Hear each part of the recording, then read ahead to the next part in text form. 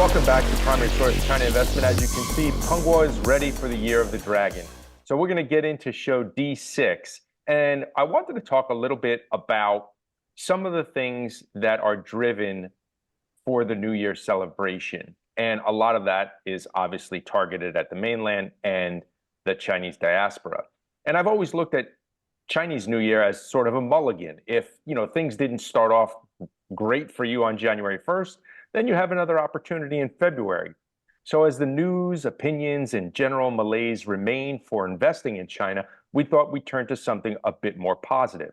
And we promised to leave all the fortune telling for the experts, and we'll stick to the data. And the first up is domestic travel. Everybody talks about Chinese New Year as the largest migration in the history of the planet and all sorts of things. But since 2019, that's obviously been off a lot due to COVID, lockdowns, etc. But domestic travel for this Lunar New Year has already eclipsed the pre-COVID days of 2019 by some metrics. On Wednesday, 13.1 million people traveled by rail, setting a record, and authorities are expecting some 480 million total trips, up from 415 million in 2019. There's some commentary about the freezing rain and the storms may have contributed to this uptick because obviously people take less plane, less driving, take more trains, but overall, it seems like this year will finally surpass the 2019 travel levels. And that's a good sign for domestic travel. Now, overseas is a different animal, obviously. And the Hong Kong Travel Bureau put out a post saying they expect about 80 to 85% of pre-pandemic mainland tourists going to Hong Kong. A bit of a mixed message, but generally positive. What's your thoughts, Peng Guo? Firstly, happy a long year.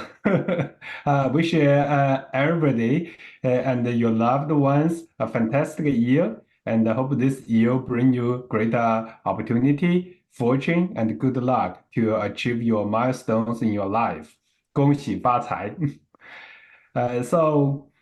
Travel definitely is a hot topic during the Spring Festival.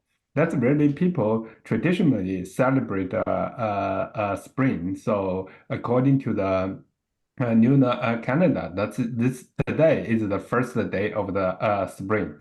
It's very excited and everybody want to go home. Obviously, there's so many stories during the trip. Even right now, because of the population structure as well as the economy structure, and a lot of the peoples work in the province, and they have to come back. Yeah, going home, and I noticed that it starts always a little bit earlier and ends always a little bit later every year. So this is like a 40-day period of the Chunran. It is a long period of time, and data will come in as we go along. The second topic I wanted to talk about today is luxury goods. And there are definitely foreign brands and manufacturers looking for a China exit. Definitely. But perhaps less reported are the brands that are seemingly fully committed to the mainland and the Chinese diaspora. And a lot of that has to do with luxury.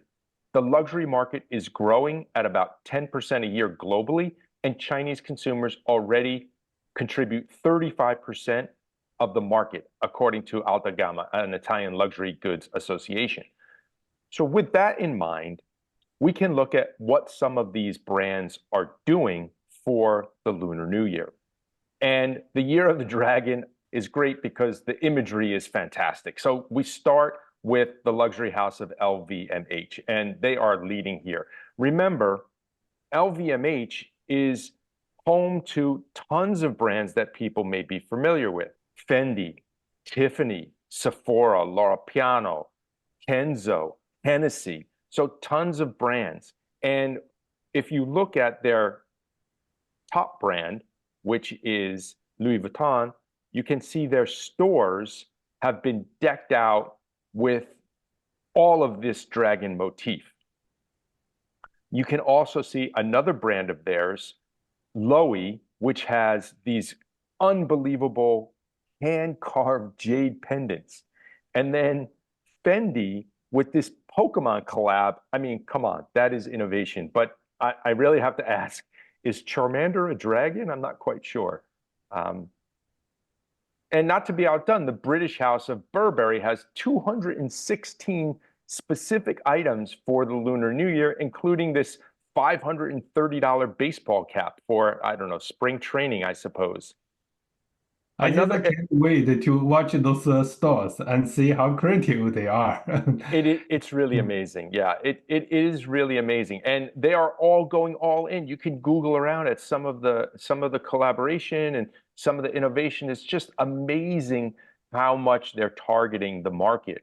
We follow the watch market, and watchmakers have always created something unique for the lunar calendar. And this year, JLC, owned by Richemont, issued a version of their Reverso with with a dragon on the reverse side of the watch for 100,000 euro.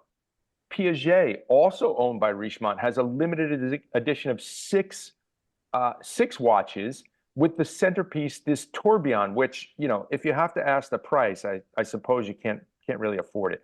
But for me, the smartest move was from Calvin Klein, because everybody knows if it's your year, like my son, you have to wear red underwear for the entire year. So hats off to Calvin Klein for being innovative this way.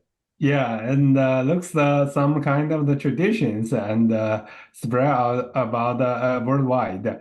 And th those luxury, definitely China has a lot of the luxury products, and people love the luxury product as well as the income get grown over the generations and dynasties. So that's the many good stuffs.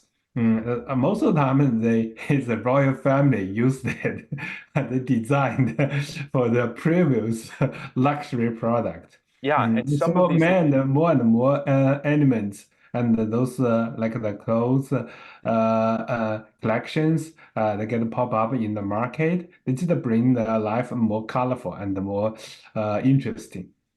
and I do have to say, these luxury brands are leading the way in terms of localization and globalization, right? They are making things for the Chinese market and also for the global market, you know, going from China out instead of from outward in. And it's a very, very unique way to do business. And, And that's exactly the smart way. yeah, a lot of these manufacturers can follow suit. So we're going to leave it there for show D6. Thanks for tuning in. 恭喜发财. Everybody have a great year of the dragon, and we'll see you soon. Thank you. 恭喜发财。